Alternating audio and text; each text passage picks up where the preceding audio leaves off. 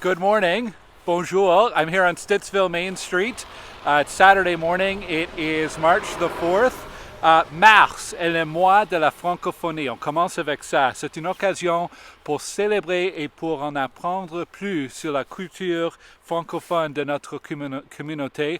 March is Francophone month, so we're celebrating and learning about all the contributions from our Francophone community here in Ottawa and across the province.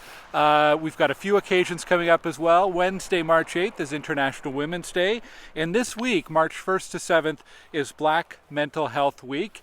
And if you go to my website, on the main page there, you'll see our March multicultural calendar. So there's all sorts of celebrations, cultural events, diversity events, special occasions and days to mark awareness events. So anyways, check that out on my website. It is snowing. We have a snow day today. In case you're not aware, I'll remind you, there's an overnight parking ban in effect this evening, 7 p.m. Saturday to 7 a.m. Sunday. So please cooperate by removing your vehicles from the street so that the snow plows can clear streets as quickly as possible.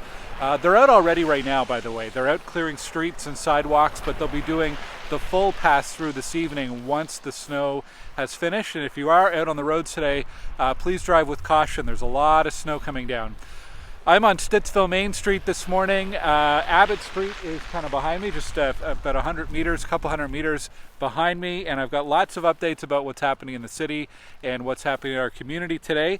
I'll start with the city budget. This is the big deal at City Hall this week. On Wednesday, City Council passed unanimously the city budget for 2023. There's some big city things that are important. There's some smaller things here in our community that are important. For example, funding for the detailed design of Carp Road, that's important for Stittsville. Some money to finish the Shea Woods park, so some fencing around the dog park there that the city has purchased, and also money towards the Fernbank District Park as well, just to name a few. On a citywide level, I was glad to see we found a little bit more money to put into construction of affordable housing. So there's 16 million plus some other non-cash contributions for affordable housing. On the bus side, $27.5 million more in the operating budget for OC Transpo than in 2022. That's a 5% increase. A lot of that money is being used to continue to hire new bus drivers. A lot of the reliability issues we're seeing with our bus network is because the drivers are away for various reasons. So anyways, we'll be hiring more drivers and seeing much better reliability of buses in 2023. New police officers being hired, new paramedics being hired this year. And a little thing actually I wanted to mention. It's a very small thing, a few $1,000s per year this costs, but we're going to be installing a portapottie at Village Square Park, which will be great for any of the events that happen there, but also for all the people who use the Trans-Canada Trail. It'll be a good stopover point there. So there's lots more information about the city budget on my website. You can go to glengower.ca and just look for the link there. Lots of information there. Let's see. Oh, well, speaking of transit, we had a transit commission meeting on Friday. We have a monthly update that we get from city staff. Some good news on ridership. It went up from December to January. So it was 5.1 million trips in December. In January, it was 5.5 million trips. So that's heading in the right direction. That's on bus and train. And that means about, I believe it's 62% of pre-pandemic ridership, so it's on track for the budgeting that we've done for 2023, which is good. Now, I know a lot of people are heading back to work, and I wanted to answer 3 of the most frequently asked questions about transit we're getting. First one is, how easy is it to find a spot in the park and ride? I'll tell you from my experience, very easy. There's lots of spots at Eagleson or at the Canadian Tire Centre Park and Ride or at the Carp Road Park and Ride near the Queensway. It's really not like pre-pandemic where you had to get there early for a spot. There are plenty of spots right now. The other question I get often is how long will I have to wait for the train at Tunney's Pasture or anywhere really? The answer is not long at all, less than 5 minutes. In rush hour, it runs every 5 minutes or less, so really, really quick to get on the train from the bus. And the other question I get is about apps. Is there an OC Transpo app? So there's an OC Transpo travel planner, and there is an OC Transpo app. Go to glengower.ca for details. There's also a number of third-party apps as well. Although a lot of people use an app called Transit. I also like an app called Bus Buddy. The interface is a little complicated, but I use that a lot to check the bus. There's also, you can subscribe to text alerts for notifications about any delays or cancellations for your bus. Or if you get to the bus stop, you just text 560-560, and then it'll ask you for your bus stop number, and you can get updates that way as well.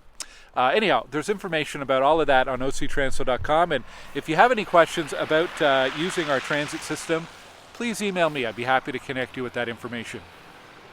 Some other local updates. Shingwàkons, we got approval for a crossing guard. They went out and did a pedestrian count and did the measurements needed, so there's approval for a crossing guard. So the Ottawa Safety Council will now be going out and hiring a crossing guard for that location, and hopefully we can get that crossing guard started as soon as possible. If you're interested in working as a crossing guard, it is a paid position. You need to be available in the morning and in the afternoon, and you can go to the Ottawa Safety Council website for more information. A heads up on the vacant unit tax. If you have yet to make your declaration about whether or not your home is occupied or emptied, you're going to get a call from the city. Just to give you a reminder, you have until March 16th to go onto the city's website, ottawa.ca, and make your vacant unit tax declaration. So please do so, and thank you to everybody who's done that so far. Most people have, so it's just down to the last few that we're following up with.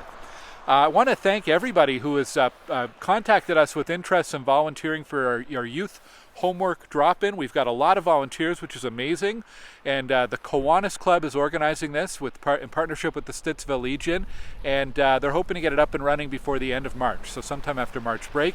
We're also looking to set up a drop-in youth basketball with Stittsville Kiwanis. If you're interested in volunteering, we need some adult supervision for that. Maybe if you've got some experience with basketball or recreation, or you just like working with kids, contact my office and we'll put you in touch with the organizers. And again, thanks to everybody who's put their hand up to say they'll help. That's great. I'm really happy to see these programs get going. I mentioned this the other week, but I'll mention it again. You may see a lot of coyotes in the area. It is coyote mating season or coyote dating season, take your pick. So lots of coyote activity this time of year in February and March. We have a great video. Check out my YouTube channel or check out my webpage and search for coyotes, and you'll find a great interview we did with one of the city's experts on how to coexist with coyotes, what to do if you see a coyote, how to discourage coyotes from coming near your property. Some great tips there. This week, March 7th, that's Tuesday evening at the Stittsville Library just down the street, we're welcoming Eli Nasrallah. He's the first guest in our Councillor Speaker series. He's going to be reading from his book, Gates and Walls. It's about the experience of immigrants coming to Canada and navigating the immigration system. Really interesting book, and he'll be reading some passages and answering your questions. We have about 30 people registered, still a little bit more room, so go to my website, glengower.ca. You can register. It's free. Next Saturday, March 11th, we'll be doing a counselor chat at Brown's Independent. So just drop in. We'll be near the front entrance. You can say hi. You can share some feedback or ask a question. Would love to see you there. We've announced a date for our next free skate at Cardell Rec. It'll be on Friday evening, March 24th. So there's information on my website, of course. And a final reminder, just to everyone, please slow down on our streets. The number one way that you can improve safety in our community is to slow down when you're driving. Speed limit on most residential streets is 40. There are a few that are still 50, but if you're driving 40 or less, it gives you the time to stop and to react and have the attention you need behind the wheel to keep our community safe. Also, a reminder about school buses. I was on Hazeldean Road the other day.